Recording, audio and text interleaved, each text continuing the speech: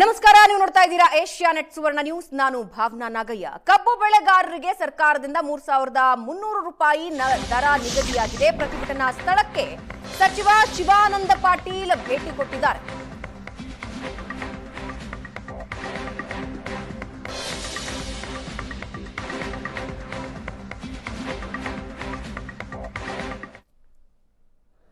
ನಿರಂತರ ನಿಮ್ಮ ಹೋರಾಟವನ್ನು ನೋಡ್ತಾ ಇದ್ದೀವಿ. ಈ ಮಾಧ್ಯಮದ ಮಿತ್ರರು ಹಿಂದಿಂದು ನನ್ನ ಮೇಲೆ ತಂದು ಹಾಕ್ತಾರೆ, ಈಗಿಂದು ನನ್ನ ಮೇಲೆ ಹಾಕ್ತಾರ. ಅವೆಲ್ಲ ಸಹನತೆಯನ್ನ ಇಟ್ಕೊಳ್ಬೇಕು. ಹಿಂದೇನೇನೋ ಬ್ಯಾಕ್ಲಾಗ್ ಇಟ್ಟು ಹೋಗಿರ್ತಾರೆ, ಎಲ್ಲ ನಾನೇ ಸ್ವಚ್ಛ ಮಾಡ್ಬೇಕು. ಈಗ ಇನ್ನಾಗೆ ಯಾರೋ ಒಬ್ರು ಹೇಳಿದ್ರು, ಹಿಂದಿಂದು ಆ ಗ್ಯಾಂಗಿನ 112 ರೂಪಾಯಿ ಕೊಡೋದದ, 14 ರೂಪಾಯಿ ಕೊಡೋದದ. ಚಿನ್ನಪ್ಪಣ್ಣನೇ ಹೇಳೋದಾಯ್ತು, ಅದನ್ನು ನಾನೇ ಕೊಡಿಸ್ಬೇಕು. ಗ್ಯಾರಂಟಿ ಕೊಡಿಸೋ ಪ್ರಯತ್ನ ನಾನು ಮಾಡ್ತೀನಿ, ಅದರಲ್ಲಿ ಎರಡು ಮಾಡ್ತೀನಿ.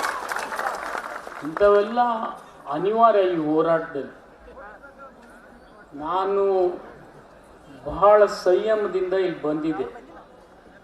ನಾನಿಲ್ಲಿ ಆವೇಶ ನೋಡಿ ನಾನು ಇಲ್ಲಿ ಹೋಗೋದ್ರೊಳಗಾಗಿ ಮುಖ್ಯಮಂತ್ರಿಗಳು ಬಹಳ ಬಾರಿ ಜಿಲ್ಲಾ ಪೊಲೀಸ್ ವರಿಷ್ಠಾಧಿಕಾರಿ, ಜಿಲ್ಲಾ DC ಅವರಿಗೆ ಮಾತನಾಡಿದ್ರು.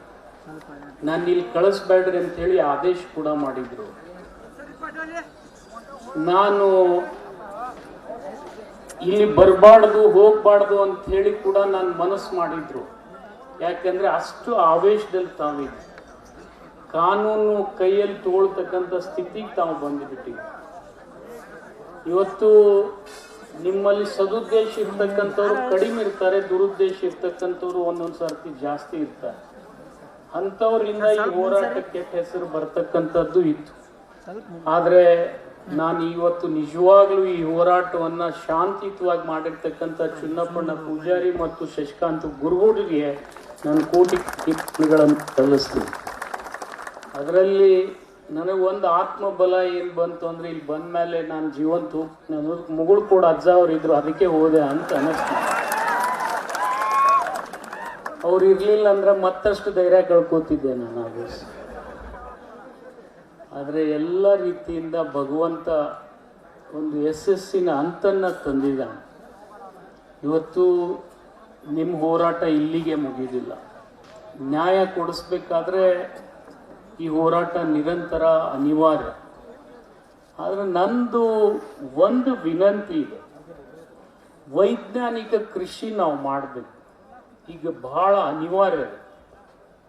ನಾನು ಕಬ್ಬಿನ ಸಚಿವನಾದ್ಮೇಲೆ ಬಹಳ ಜನರಲ್ಲಿ ವಿನಂತಿ ಮಾಡ್ಕೊಂಡಿದ್ದೀನಿ.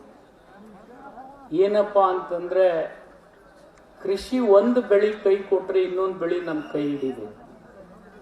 ಆದರೆ ದುರ್ದೈವಶ ಒಬ್ಬ ಕಬ್ಬು ಹಚ್ಚಿದ್ರೆ ನಾವೆಲ್ಲರೂ ಕಬ್ಬು ಹಚ್ತೀವಿ, ಒಬ್ಬ ಸೂರ್ಪಾನ್ ಬಿತ್ತಿದ್ರೆ ಎಲ್ಲರೂ ಸೂರ್ಪಾನೇ ಬಿತ್ತೀವಿ.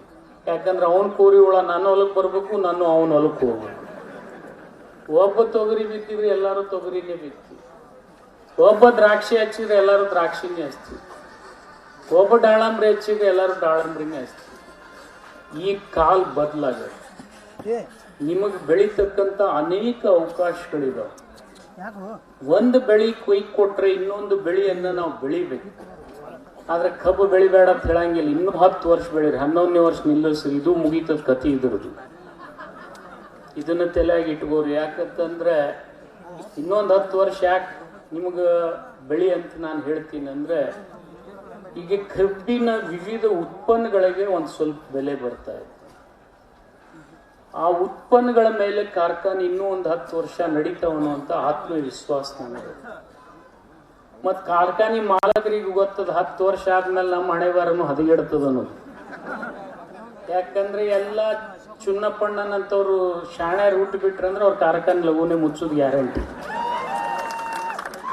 ಅವ್ರು ಯಾವ ತೀರ್ಮಾನಕ್ಕೆ ಬಂದಿದ್ರಿ ಈ ಸರ್ತಿ ಅಂದ್ರೆ, ಕಾರ್ಖಾನೆನೇ ಮುಚ್ಚಿಬಿಡ್ಬೇಕು. ನಾವು ಮುಸ್ತಿನತ್ತೆ ನಮಗೆ ಅಂಜಿಕೆ ಹಾಕ್ಯಾರ 2 ದಿವಸ.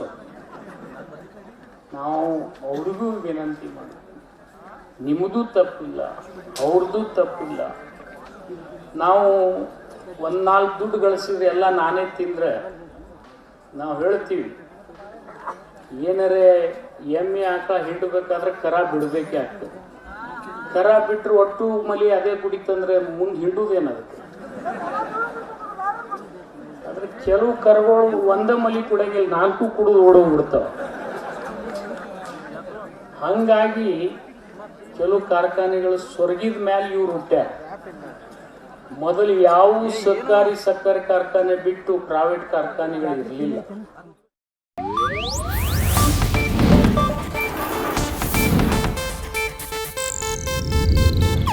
ಇದು ಏಷ್ಯಾನೆಟ್ ನ್ಯೂಸ್ ನೆಟ್ವರ್ಕ್ ಪ್ರಸ್ತುತಿ.